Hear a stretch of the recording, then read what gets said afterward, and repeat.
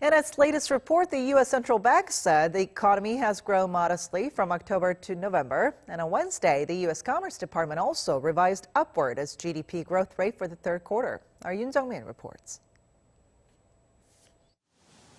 The U.S. Federal Reserve says the U.S. local economy has expanded modestly from October to mid-November with a positive outlook for growth and a solid labor market. In its latest Beige Book report, the Fed said the outlook generally remained positive with the current pace of growth expected to continue next year.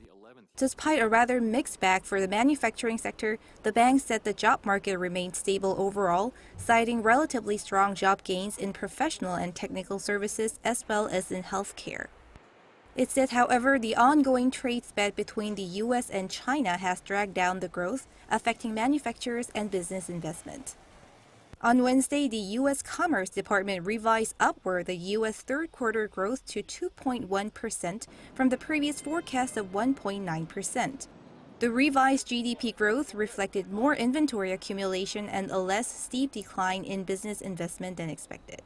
Consumer spending, which accounts for more than two-thirds of U.S. economic activity, showed some moderate growth. On the back of improved economic figures and high hopes for a U.S.-China trade deal, U.S. stocks continue to hit record highs. On Wednesday, the Dow Jones Industrial Average was up 0.15%. The S&P 500 rose around 0.4%, while the Nasdaq went up more than 0.6%. Amid rising stocks, analysts, however, also warned against having too much high expectations for the Washington-Beijing trade deal. Yoon Jung-min, Arirang News.